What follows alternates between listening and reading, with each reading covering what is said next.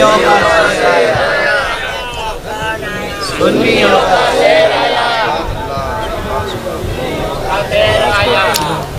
अल्हम्दुलिल्लाह सुम्मा अल्हम्दुलिल्लाह अल्हम्दुलिल्लाह नहमदुहु व नस्तईनुहु व नस्तगफिरुहु व नुमिनु बिही व नतवक्कलु अलैहि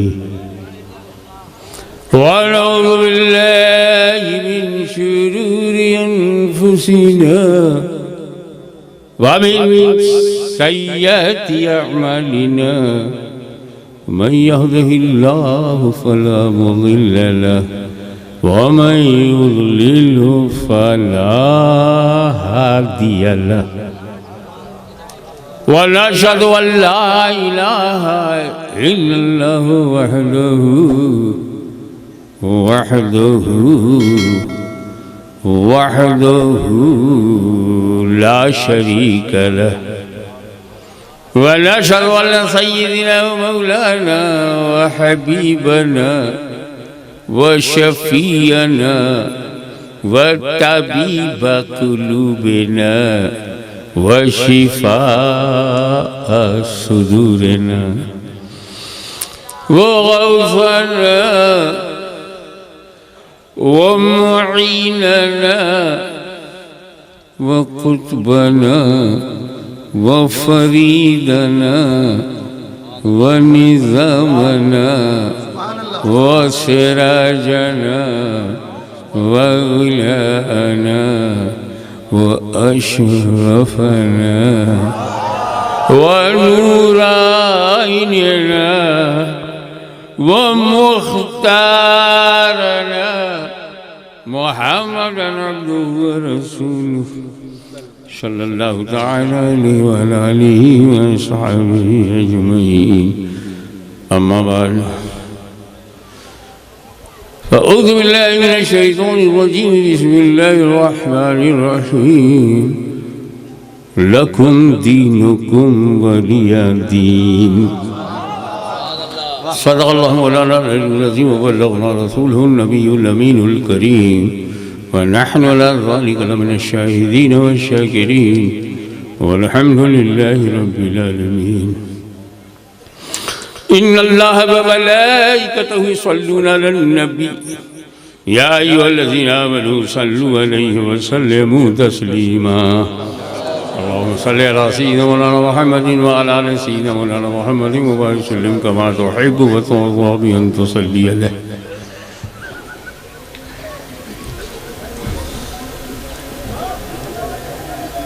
ये बात बिल्कुल तय है कि कोई भी बंदा मनुष्य मानव ईश्वर तक पहुंच ही नहीं सकता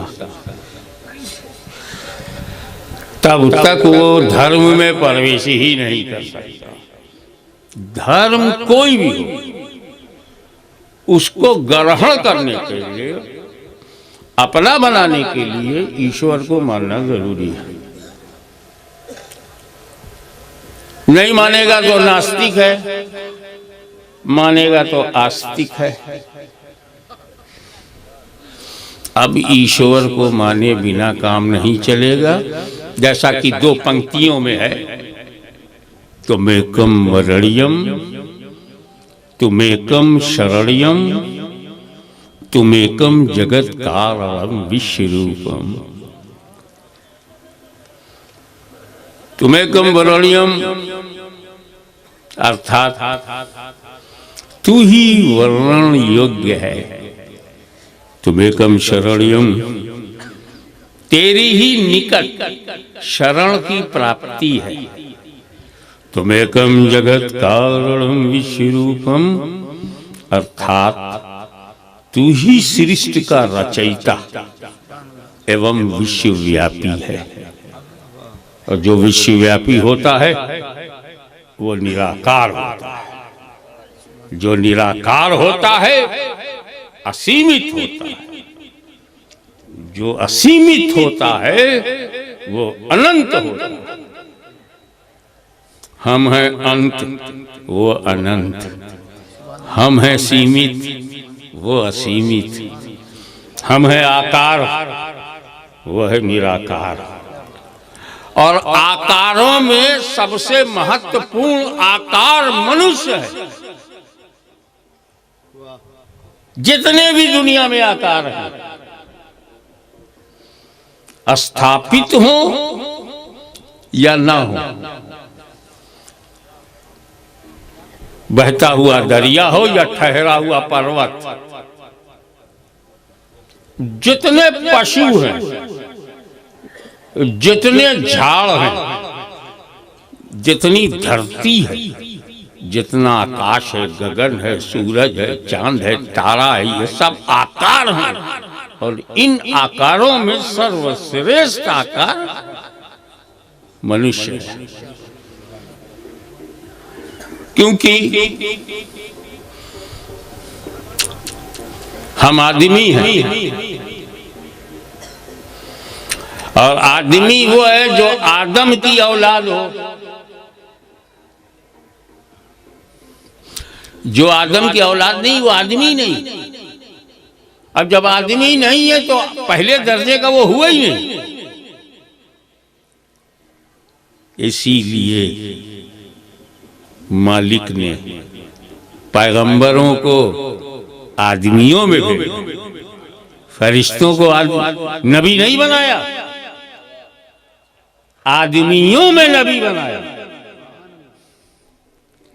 लक़द मन्नल्लाहु अलल मुमिनीना इज़ बअसा फ़ीहिम रसूला मिन अनफुसिहिम। मानव जाति ही को प्रॉफिट बनाया, मैसेंजर ऑफ गॉड बना, फरिश्ते नहीं। अशरफुल मखलूकात मनुष्य है, सारी रचनाओं में सर्वश्रेष्ठ रचना मनुष्य है। तो जब सर्वश्रेष्ठ हम ही हैं तो छोटी रचना के आगे काहे समर्पण करें? अपना स्थान पहचानो।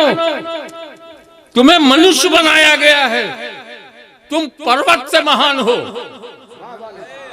तुम तो ऐसे हो कि तुम्हारा दादा आदम अलैहिस्सलाम, Adam first man of the world, Hawa first women of the world. Adam हम सब के दादा हैं, सारे हिंदुओं के दादा, सारे मुसलमानों के दादा, सारे ईसाइयों के दादा, जो ईश्वर को माने उसके भी दादा, जो ना माने उसके भी दादा। हमें जब बाप दादा एक है तो तुम आपस में झगड़ा क्यों करते हो? हमारे पिता मुहद्दिस आज़म हैं, जगत गुरु हैं। उनके पिता हकीमुल इस्लाम है, उनके पिता उनके पिता उनके पिता गौसे आज़म है, उनके पिता उनके पिता उनके पिता इमाम हसन है, और पिता उनकी माता जो हैं वो सैयदा फातिमा ज़हरा हैं, उनके पिता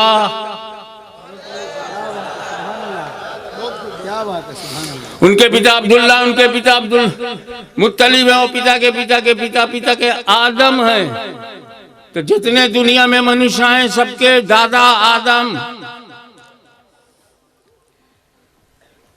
जितने वे तुम किसी को महापुरुष कहो, वो किसी को महापुरुष कहे, वो इनको महापुरुष कहें, स्वतंत्र रहो यार। लेकिन इतना तो मानना ही पड़ेगा कि जितने भी महापुरुष कहलाते हैं सब आदम की औलाद हैं।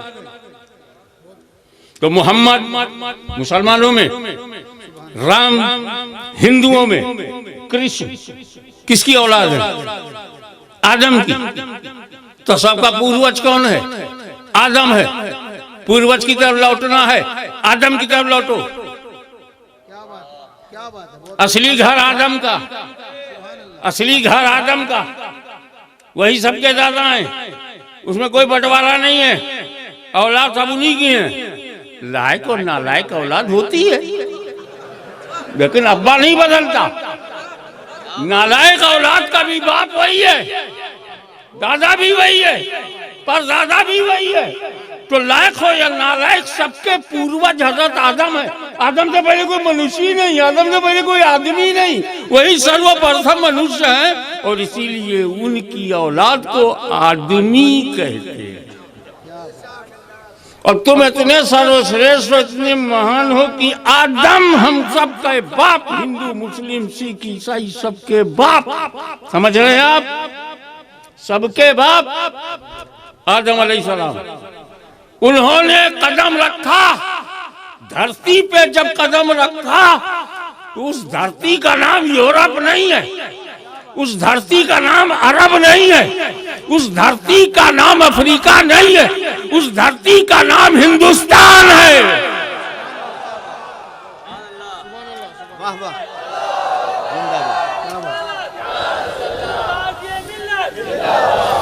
जिस धरती पर सर्वप्रथम पुरुष ने अपना कदम रखा वो उपमहाद्वीप भारत है। जब पैगंबर धरती पे आता है तो अपने कदम का निशान भारत में बनाता है। मैं क्यों न कहूं मेरा भारत महान है।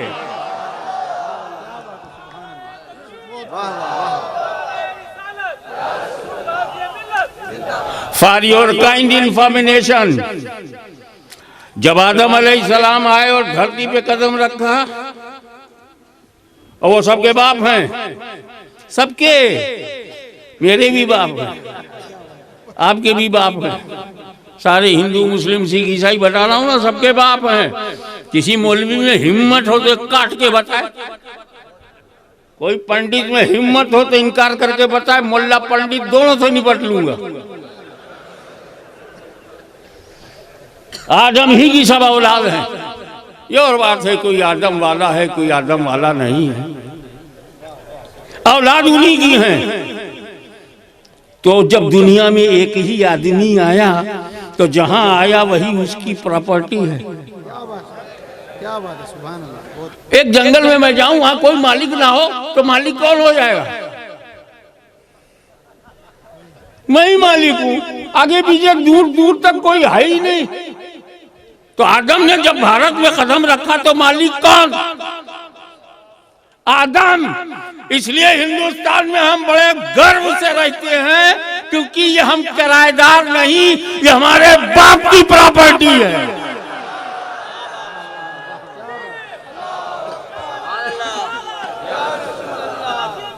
और एक बात और सुन के चलो कि जब आदम भारत की धरती पर अपने पवित्र कदमों को रखा और भारत की धरती ने उनके चरण को चूमा, तो आदम अकेले नहीं थे। ये जुमला कैच करना, अकेले नहीं थे। आदम के जिस्म में नूरे मोहम्मदी भी था।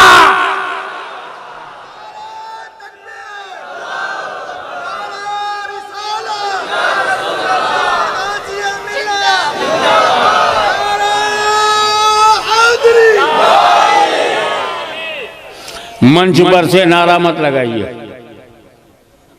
मानता हूं जोश आता, जज्बा आता, लेकिन नियंत्रण में हो। अभी अगर मंच से लोग नारा लगाएंगे तो किसी के मन में आ सकता है फिक्सिंग है क्या?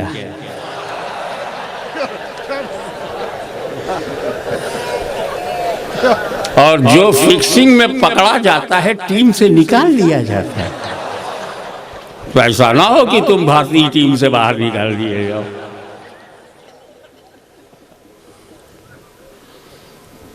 अच्छा, दादी कहाँ आई? दादी आई अरब में, जद्दा में। और जद्दा माने दादी, जद माने दादा। वो कहते ना आबा अजदाद, जद की बहुवचन अजदाद, तो वो दादी हैं, उन्हीं के नाम से वो नगर बन गया, सबकी दादी हैं वो अरब में। दादा है भारत में। तो दादी की प्रॉपर्टी में हमें कुछ मिले न मिले, दादा की तो लेके रहेंगे और बड़े प्यार से रहेंगे, क्योंकि अब्दुल्ला का दादा आदम, सुरेश और गणेश का दादा आदम, राम कुमार का दादा, जॉनसन का दादा। दादा एक है, इसका तो जीवन में ख्याल रखो।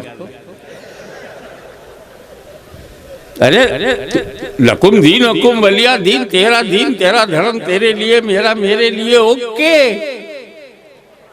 अरे रहने सहने में तो ठीक ठाक रहो, एक दूसरे का ख्याल रखो, एक दूसरे के अधिकारों की रक्षा करो।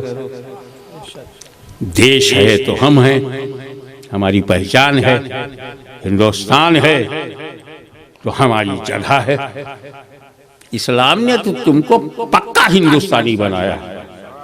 जियो तो भारत में रहो, 5000 स्क्वायर फीट में, 2000 स्क्वायर फीट में, 500 स्क्वायर फीट में, और जब मर जाओ तब भी 2 गज जमीन में भारत ही में रहो। तो सोचो कि यहाँ की मिट्टी में हमारी किस्मत छुपी हुई है।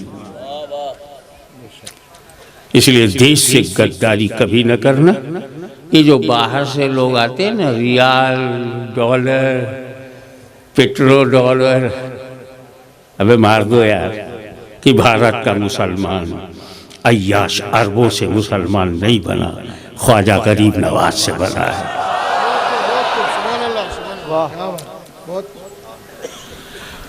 अरब के चंदों से सुन्नी नहीं बना,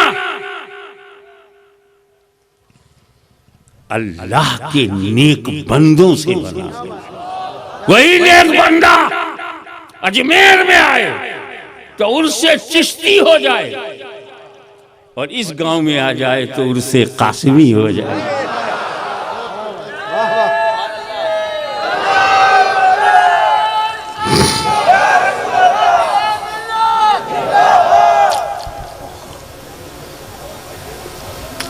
आदम अलैहिस्सलाम का पहला निशान जब इस धरती पर पड़ा तो उनके चरणों के प्रताप से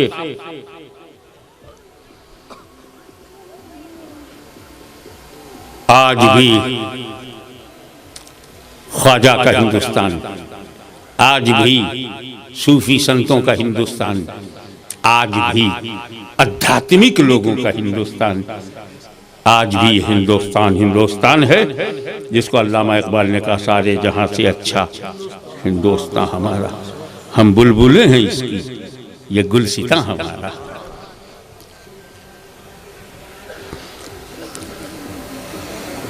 तो मैंने कहा दादी अरब में, दादा भारत में। भारत में जो रहे और भारत ही में रहे और भारत ही से लिया, उनका तौर तरीका अलग है।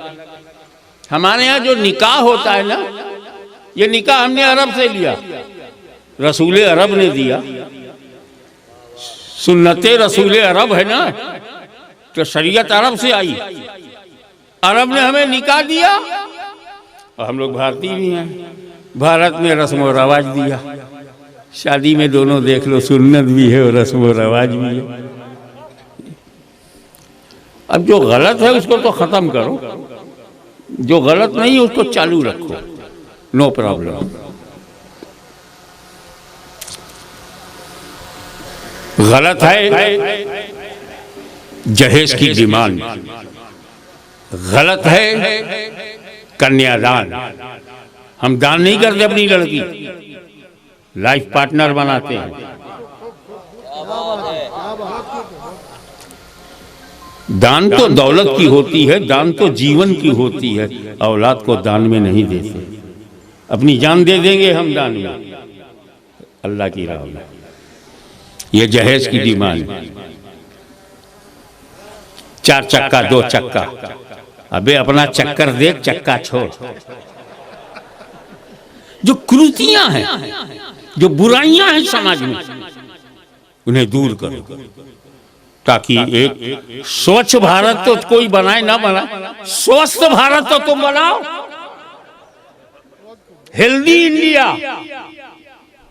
वेल्दी इंडिया दूसरे लोग बनावे जिनके हाथ में पावर है, मगर हेल्दी इंडिया तो तुम्हारे चरित्र से बनेगा।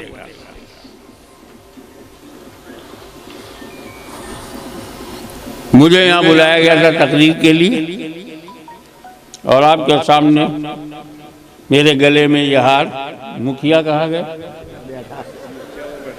Where are you? आपने डाला है, हराम है नहीं ना?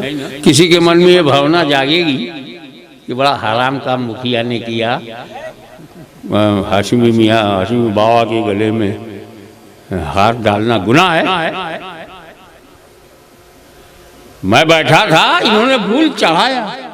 क्या बात है, क्या बात है, वाह वाह वाह वाह, क्या बात है। और आपने कहा ये गुनाह नहीं है। आप मान गए कि फूल चढ़ाना गुनाह नहीं है। कुछ पागल लोग क्यों गुनाह समझते हैं? अब एक बार मुखिया जी आप डायरेक्ट बोलो, जोर से वहीं से बोलना, मेरे को तो तुमने फूल चढ़ाया, जिंदा समझ गए या मुर्दा? जोर से वहीं से बोलो, मैं जिंदा हूं या मुर्दा? बैठ जाओ। अब मुखिया ने कह दिया मैं जिंदा हूं, आप क्या बोलते हो? जिंदा। ऐसा जिंदा हूं मैं इस समय ऐसा जिंदा हूं कि मेरा शत्रु भी मुझे मुर्दा कहने की पोजीशन में नहीं है। मुझे मुर्दा नहीं कह पाएगा, ऐसा जिंदा। तो जिंदा ही समझ के चढ़ाया है ना? पक्का? क्या समझ के चढ़ाया है? जिंदा।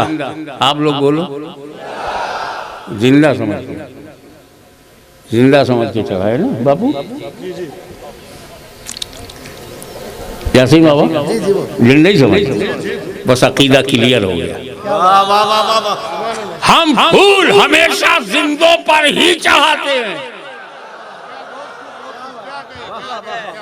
हम फूल हमेशा जिंदों ही पर चढ़ाते हैं, जिंदा चाहे जमीन पर हो या जिंदा जमीन में हो।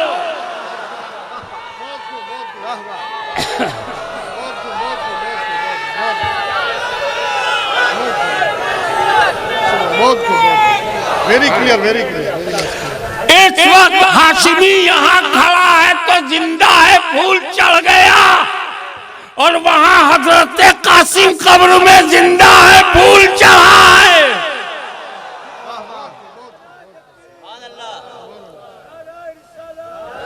और जब जिंदों पे फूल चढ़ेगा, कैच करो, जब जिंदों पे फूल चढ़ेगा तो जमात के मुर्दों को तकलीफ होगी। ये तो खैर फूल चढ़ाना है, कहीं चादर चढ़ा दिया तो गजब। कब्र पे चादर चढ़ाया, कमाल है। चढ़ाते हम हैं, चिढ़ाते वो हैं। मात्राओं का अंतर मालूम है? चढ़ाते हम हैं, चिढ़ाते वो हैं। चढ़ाने में जबर है, चिढ़ाने में जेर। हम जबर हैं, वो जेर। और आगे की सोचो, कैसे चिढ़ाते हैं? क्या कब्र में जो अल्लाह का वली, जो महा सूफी संत अल्लाह वाला कब्र में लेटा है, क्या उसको ठंडक लगती है? जो ऊपर से गिलाफ चढ़ाते हो, चादर चढ़ाते हो, क्या उसको सर्दी लगती है? इस टांटिंग का मेरे पास दो जवाब है। एक जवाब जाहिलाना है, एक आलिमाना है। क्या बात है, सुभान अल्लाह। कौन सा जवाब दूं? दोनों दे दो। मजमे में दोनों है क्या?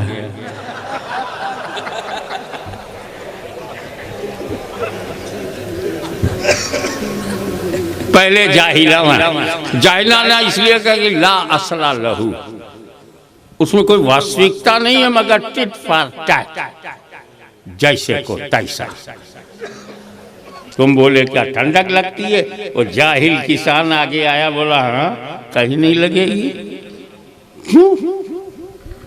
ये बुजुर्ग 80 साल की उम्र में इंतकाल हुआ इसका, तो राजकोट की 80 गर्मी, 80 सर्दी, 80 बरसात का एक्सपीरियंस इसको है।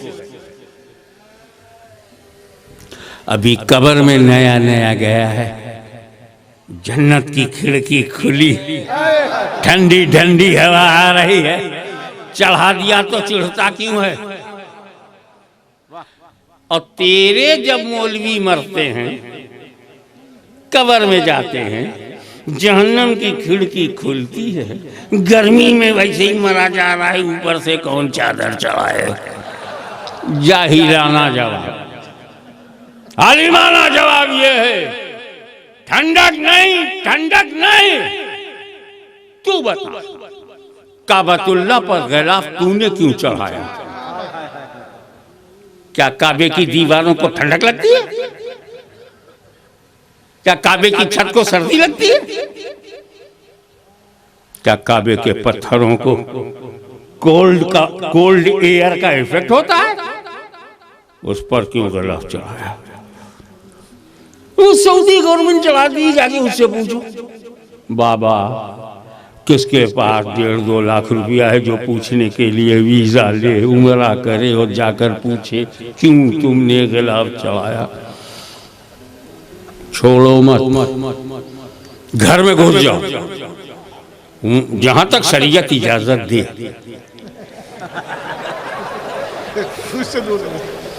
जब वो तेरे घर, तेरी ये तेरा बाहरी कमरा, हाँ ये क्या कुरान है, इस पर भी गिलाफ है?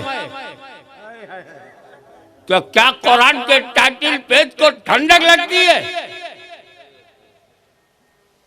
क्या कुरान के कवर को ठंडक लगती है? कुरान पर गिलाफ क्यों चढ़ाया? ये चिढ़ाने वाली जमात क्या जवाब दे? मैं जवाब दूंगा।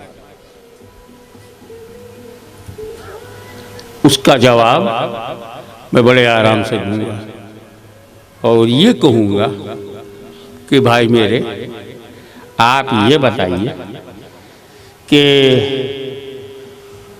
आप चले जाओ और बुखारी शरीफ ले आओ। मौलाना गए, आधे घंटे के बाद बुखारी लेके आए। मैं कहा मौलाना एक किताब ढूंढने में आधा घंटा लग गया। फिर मैंने एक प्रोफेसर को भेजा, प्रोफेसर साहब मेरी लाइब्रेरी में जाइए और discovery of India written by Jawaharlal Nehru, very academic book and properly introduce Indian culture, Indian history, discovery of India ले आइए। 40 मिनट में आए। अरे तू इतना पढ़ा लिखा आदमी नेहरू जी की लिखी किताब को 40 मिनट में क्यों ले आया? शायखुल हदीस 30 मिनट में बुखारी ले। क्या हुजूर क्या करूं? आपकी अलमारी खोला, एक मोटी सी किताब निकाला, पलट के देखा सही मुस्लिम है, अंदर किया, फिर एक मोटी सी किताब निकाला, पलट कर देखा इब्ने माजा, अंदर किया, फिर एक मोटी सी किताब निकाली, पलट कर देखा जामे तिरमिजी है तो अंदर किया, जामे अबू दाऊद है तो अंदर किया। 50 किताब देखने के बाद एक मोटी सी किताब निकाली, पलट कर देखा बुखारी शरीफ है तो लेके आ रहा हूँ, 30 मिनट लग गया। और आप क्या करूं? आपकी लाइब्रेरी किताबों का जंगल। एक मोटी सी किताब निकाली, पलट कर देखा दास कैपिटल है, अंदर किया, फिर एक मोटी सी किताब निकाली, पलट कर देखा शेक्सपियर के ड्रामास का कलेक्शन है, अंदर किया, फिर एक मोटी सी किताब निकाली, पलट कर देखा इंडियन कॉन्स्टिट्यूशन विद कमेंट्री है, अंदर किया, फिर एक मोटी सी किताब निकाली, जॉन कीट्स की पोएट्री पर कमेंट्री है, फिर अंदर किया। 30-35 मिनट इसी में चला गया। फिर एक किताब निकाली, पलट कर देखा डिस्कवरी ऑफ इंडिया लिया है। 30 मिनट में शायखुल हदीस, 40 मिनट में प्रोफेसर। मैंने जाहिल अनपढ़ गंवार देहाती से कहा बेटा जाकर के मेरी अलमारी में से कुरान ले आओ। गया और लेके फौरन आ गया।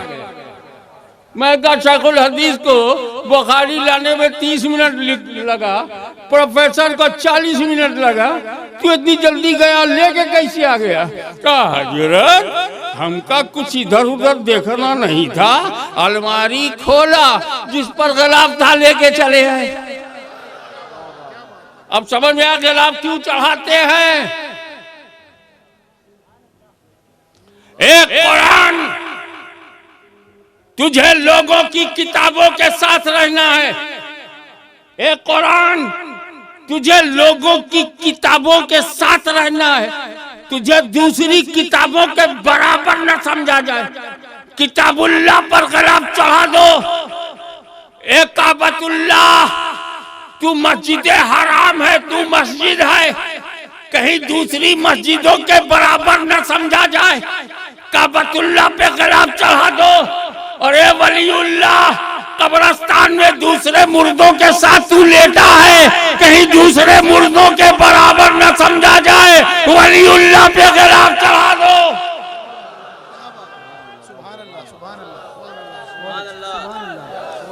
बहुत अब जिसके यहाँ वलीउल्लाह होते ही नहीं, वो क्यों चढ़ाए? और अगर कहीं गलती से आपने चूम लिया तो Saudi product, ISIS, Islamic State, हकीकत यह है कि they are not Islamic and not state, production of terrorism. ये सब आतंकवादी हैं, अपने आप में बर्बादी है। हमारा क्या बिगाड़ लोगे? हम अहमदाबादी हैं, हम फैजाबादी हैं, हम इलाहाबादी हैं, अहमदाबादी हैं। आबाद ही आबाद है, तू बर्बाद है। और जब तक भारत में गरीब है तुम बाल पीका नहीं कर सकते। ये भारत अजीब देश है, इसकी ताकत गरीब है। गरीबों को यहाँ कोई प्रॉब्लम ही नहीं है। डिजायर कंट्रोल में हो तो समस्या नहीं है। गरीब जेल में नहीं डाला जाता। गरीब को देश छोड़ के बाहर भागना नहीं पड़ता। गरीब को देश छोड़कर इंग्लैंड नहीं जाना पड़ता। गरीब को देश छोड़कर बैंक के दबाव में, ईडी के प्रभाव में, केंद्र सरकार की पकड़ में भागना ये गरीबों में नहीं है। गरीब तो लाइन लगा के मांगता है, सड़क पे निकल पड़ता है, बगैर बताए वीजा लगा के कौन भागता है? इस देश में अमीरों को खतरा है, गरीबों को नहीं। मैं अपने विचार पेश कर रहा हूं। गरीब लोग देखो, भूखा उठता है, भूखा सोता नहीं। अमीरों को खतरा। कुछ ऐसे लोग हैं जिनको अमीर ना भी हो तो भी अमीर कहलाने का शौक है। क्या बात? आप कौन है? हम जिले के अमीर हैं। मैं राजकोट का अमीर हूँ, मैं सौराष्ट्र का अमीर हूँ, मैं गुजरात का अमीर हूँ, मैं पूरे भारत का अमीर हूँ। किस चीज का? जमात का अमीर।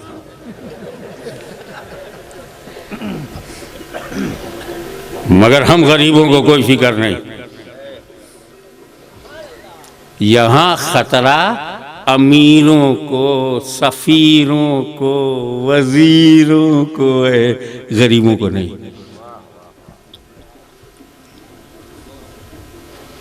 हो सकता है हमारे पड़ोसियों में गड़बड़ हो, इधर नहीं। डरे अमेरिका, गरीबी से डरे यूरोप, गरीबी से डरे फ्रांस, इंग्लैंड, गरीबी से डरे साउथ अफ्रीका, गरीबी से डरे जापान, चाइना। हिंदुस्तान गरीबी से नहीं डरता, क्योंकि हिंदुस्तानियों को यकीन है कि भारत की धरती पर अमीरों को बचाने के लिए कोई अमीर नवाज नहीं है, गरीबों को बचाने के लिए गरीब नवाज है।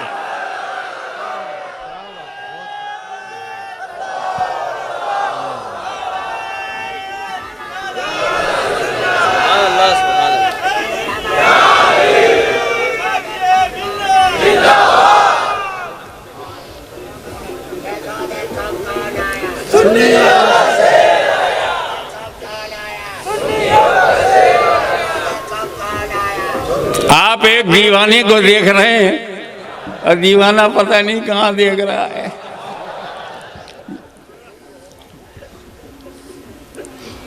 चूम लिया, क़यामत आ गई। चूमा क्यों? गैरुल्लाह को चूमना शिर्क है, गैरुल्लाह को चूमना शिर्क है। जो गॉड नॉन गॉड चूमना शिर्क है, जो खुदा नहीं है उसको चूमना शिर्क है। गैरुल्लाह अरबिक वर्ड है, अल्लाह मीन्स ईश्वर, गैरुल्लाह means who is not Ishwar, who is not God almighty. जैसे हम हैं, आप हैं, सब हैं, पूरा ब्रह्मांड है, सब गैरुल्लाह है। धरती गैरुल्लाह, जब अल्लाह नहीं है तो गैरुल्लाह, समझ में है ना। जैसे मुस्लिम नहीं है तो गैर मुस्लिम। तो कोई बोले गैर मुस्लिम को चूमना, तो समझ में आ गया ये गैर मुस्लिम के बारे में। गैरुल्लाह को चूमने में तो हम भी आ गए। गैरुल्लाह को चूमना शिर्क। रात भर लेक्चर देता रहा, डोंट किस नॉन गॉड।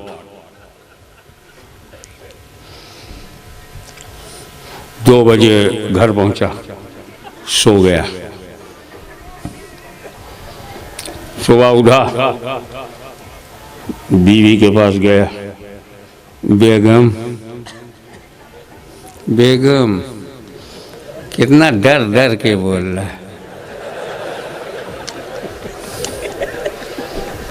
जो अल्लाह से नहीं डरता ना, वो घर में डरता है।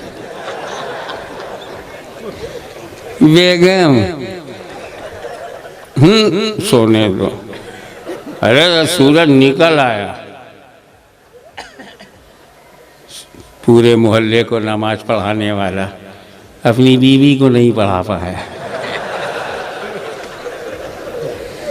अंदर का कैरेक्टर बताओ,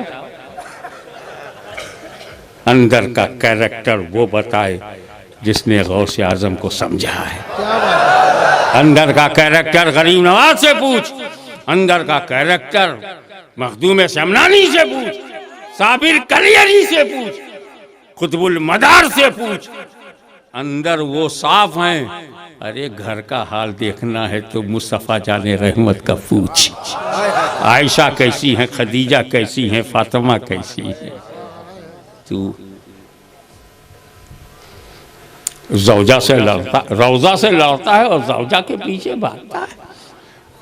बेगम, ये भी बेगम, गम के लिए हम, तुम बेगम।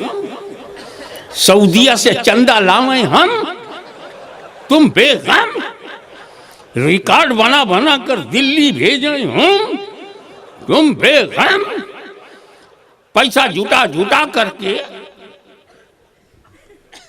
लश्कर तैयबा हिज़्ब मुजाहिदीन को हम पटाए, हम पार करावे, हम देश में गड़बड़ मचावे हम, तुम बेगम। गम के लिए हम। बीवी ने आँख खोला, बोलो क्या चाहिए? बोले चाय बना दो, गला फंसा है। कहा फंसे में जब इतना बोलता है। वाह वाह। इतनी आवाज में लड़का जाग गया, रोने लगा। देख मौलवी, तेरे चिल्लाने से गुड्डू की आंख खुल गई। गुड्डू, ये कौन सी लैंग्वेज का नाम है बताइए? बाहर मुफ्ती, अंदर गुड्डू। ये मुफ्ती मुफ्त से मुफ्ती है, इफ्ता से नहीं। अब वो गुड्डू को चुप करावे तो चाय बने। अब घर में रोना शुरू कर दिया उसने, चुप होता ही नहीं। तो मौलवी साहब ने लड़के को गोद में ही लिया और बाहर चले गए। कुछ दुकान खुल रही थी, कुछ खुल चुकी थी, कुछ अध खुली। एक दुकान पे जाके बोले ज़रा बिस्कुट देना ना। बिस्कुट लिया। अब अपने लड़के को पटा रहे हैं, चुप हो जा, अच्छे बच्चे नहीं रोते। मेरा बेटा तू मेरा लाल है, मेरा चांद है, मेरा सूरज है, मेरा सितारा है, मेरा दिल है, मेरा गुर्दा है, मेरी पचौनी है। और लड़के के मुंह में बिस्कुट डाल दिया। जब बिस्कुट गला, मुंह में स्वाद आया, बच्चा रोना भूल गया। बच्चे के रोने से जो लाली थी और खुश होने से जो हरियाली थी, जब दोनों गालों पर आई तो बाप का दिल मचल उठा।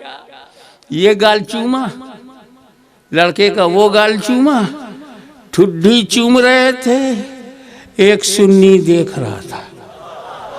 बोला मुफ्ती साहब तुम्हारी गोद में अल्लाह या गैरुल्लाह? क्या नहीं, मेरा बेटा है। बेटा बेटी नहीं पूछता, अल्लाह है कि गैरुल्लाह? मुफ्ती बोला अस्तगफिरुल्लाह, माज़ल्लाह, नऊज़ुबिल्लाह, ये मेरा बेटा उबैदुल्लाह।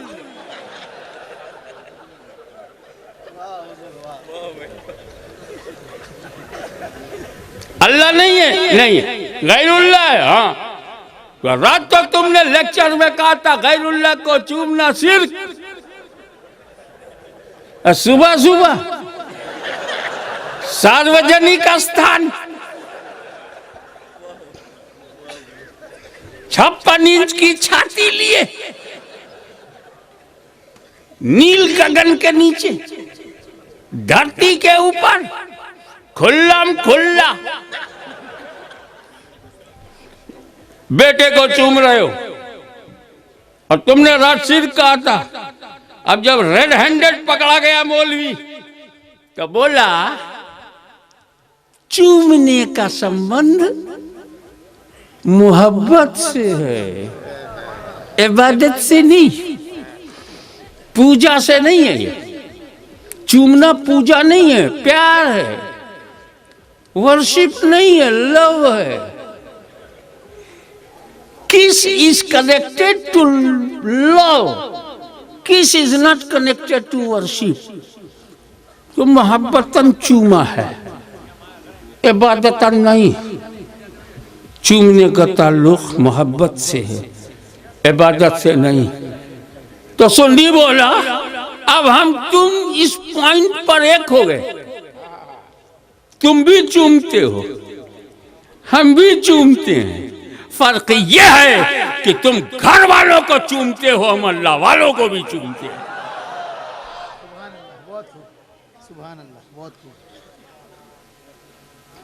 तो चूमना, चूमते वो भी हैं। और मेरे भाई अगर चूमना शिर्क हो गया तो कोई बच्चा जायज पैदा नहीं होगा।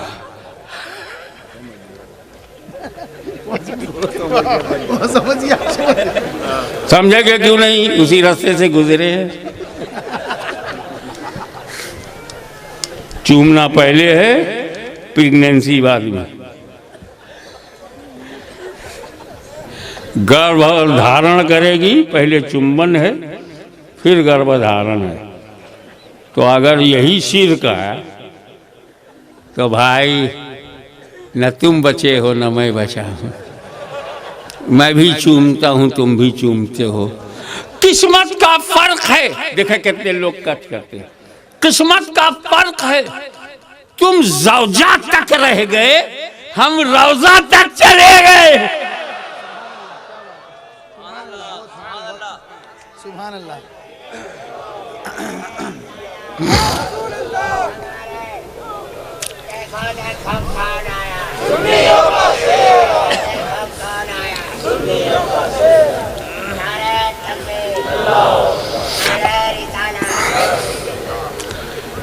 जब भारत के इस शांत प्रिय वातावरण में विषैलापन लाने के लिए बाहरी शक्तियों ने हस्तक्षेप करना शुरू किया तो वो ये भूल गए कि भारत उनकी वजह से नहीं जिंदा है जो जमीन पर हैं। भारत उन आध्यात्मिक शक्तियों से जिंदा है जो जमीन में है। उस राजा का क्या बिगाड़ लोगे, ख्वाजा के हाथ जिस पर हो, उस प्रजा को क्या बिगाड़ लोगे जो ख्वाजा गरीब नवाज की आध्यात्मिक औलाद है।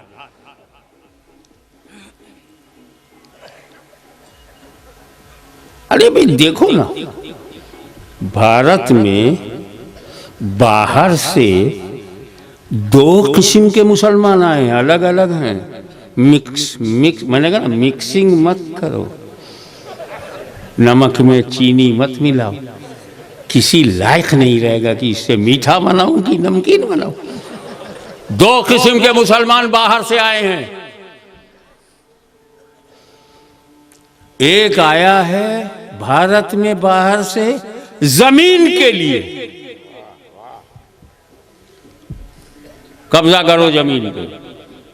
तो जब जमीन के लिए आया तो तोप खाना लेके आया, 11,000 फौज लेके आया, मुकामी राजाओं से मिला, इब्राहिम लोदी से लड़ा, दिल्ली पे कब्जा किया, जमीन के लिए आया। मुसलमानों में वो अलग हैं जो जमीन के लिए आए। इसी धरती पर बाहर से कुछ आए, दीन के लिए आए, दीन के लिए आए, जमीन के लिए नहीं। जो जमीन के लिए आया उससे हमारा कोई रिश्ता नहीं। हमने जमीन नहीं हासिल किया है, हमने दीन हासिल किया है। दीन इस्लाम हमने लिया है, दीन। तो जो जमीन के लिए आया उसे बाबर जहीरुद्दीन कहते हैं, जो दीन के लिए आया उसे ख्वाजा मोइनुद्दीन कहते हैं। हम बाबर की औलाद नहीं, ख्वाजा गरीब नवाज की रूहानी औलाद है। उनकी औलाद देखना हो तो काबुल जाकर के भटको, इधर कोई नहीं है। नस्ल तो गरीब नवाज की चल रही है, नस्ल तो गौसे आजम की चल रही है, नस्ल तो कुतुबे आलम की चल रही है, नस्ल तो शाह आलम की चल रही है। नस्ल चलेगी तो हजरत देखिए उर्से कासिमी है, नस्ल चल रही है। इन नस्लों की हिफाजत करने वाली वह आध्यात्मिक शक्तियां हैं जिन्हें ख्वाजा गरीब नवाज कहते हैं, महबूब इलाही कहते हैं, मखदूम साबिर कलियरी कहते हैं, कुतुबुल मदार कहते हैं, मखदूम शमनानी कहते हैं।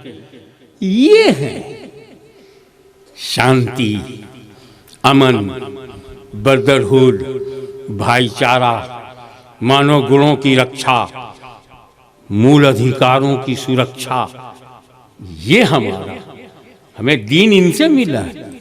ये सऊदिया के अय्याश अरब लड़ मर करके खत्म हो जाओ, भारत पर गलत नजर न डालना।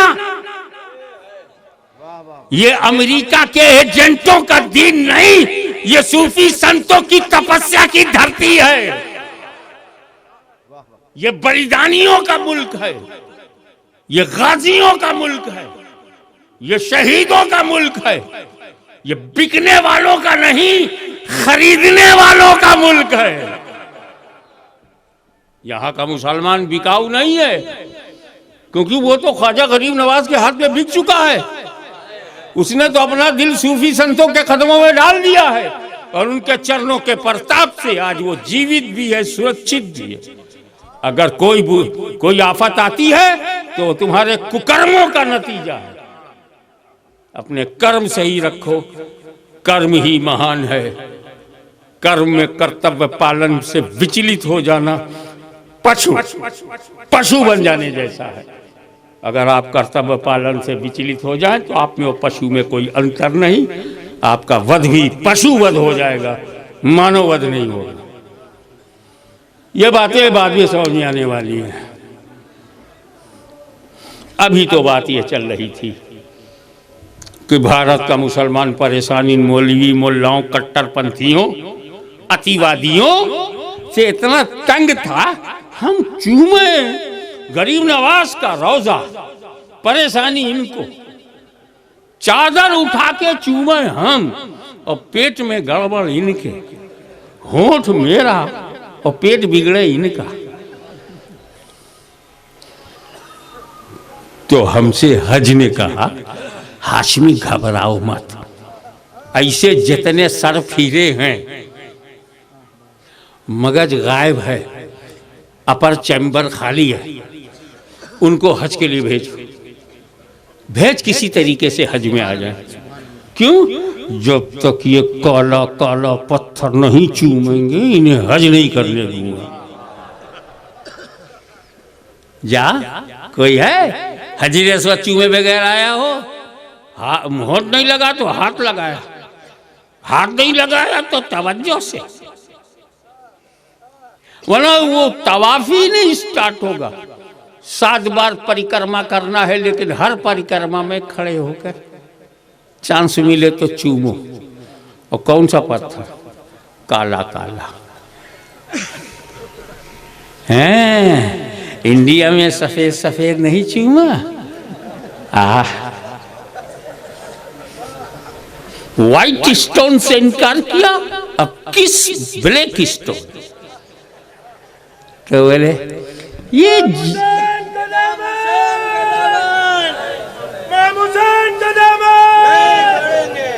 बोले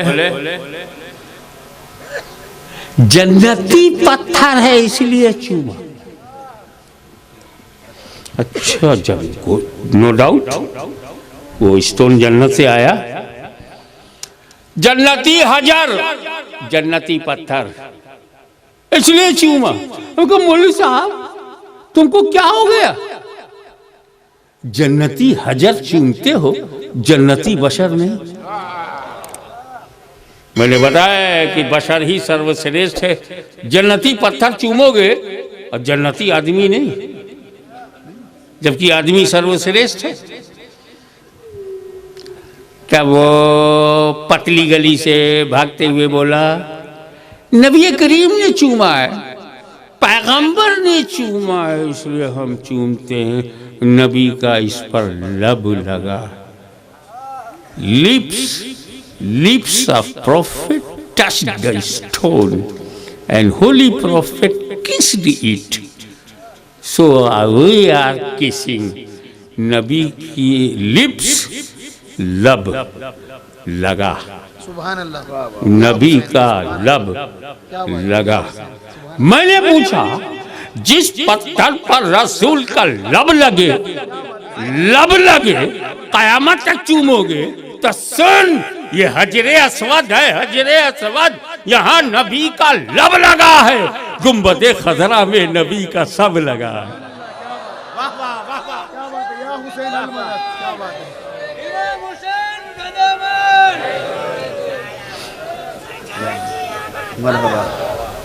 बैठ जाओ, अगर सपोर्ट ना मिले तो बैठ जाओ। हारने से अच्छा है कि रिटर्न हो जाओ, and that's better than defeat. Counting से पहले ही बैठ जाओ, पोलिंग से पहले बैठ जाओ, कुछ मिल जाएगा, वरना सब जाएगा। सेटिंग से बैठोगे कुछ मिल जाएगा। जैसा कि मैंने सुना, हजरे अस्वद पे लब लगा है, कब्रे अनवर में नबी का सब लगा है। हमें जब लब लगने में ये इतनी इज्जत, तो जहां नबी का सब लगा है उसका आलम क्या होगा?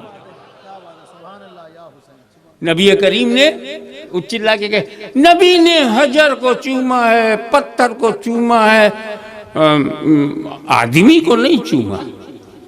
पत्थर को चूमा, पत्थर को चूमेंगे, आदमी को नहीं चूमा, इंसान को नहीं चूमा, किसी मनुष्य को नहीं चूमा, किसी इंसान को नहीं चूमा। हम क्यों चूमे?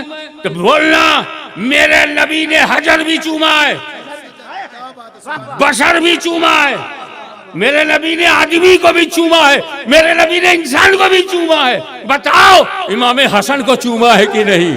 इमाम हुसैन को चूमा है कि नहीं?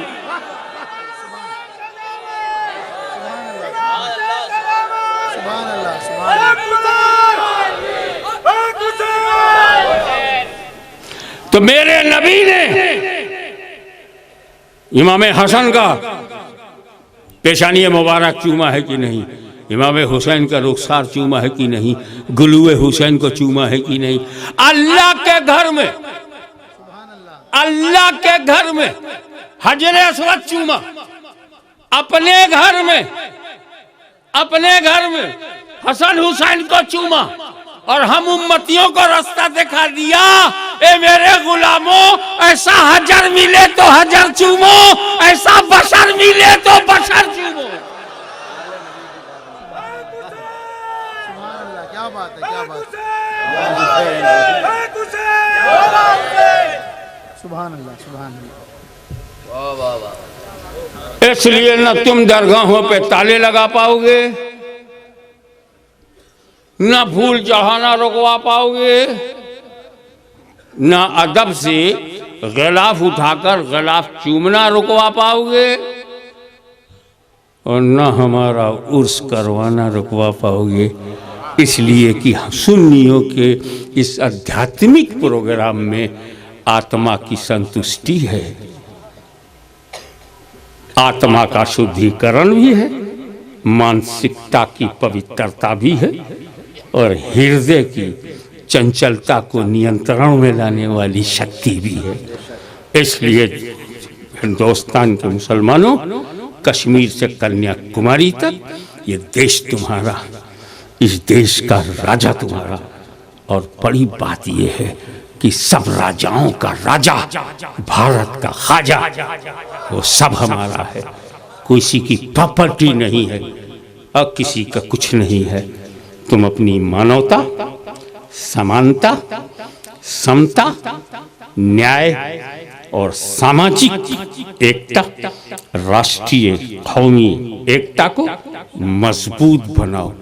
कोई न हमारे ईमान को गाली दे सके, न हमारे हिंदुस्तान को गाली दे सके। वाखिर दावाना अनिल हम्दुलिल्लाहि रब्बिल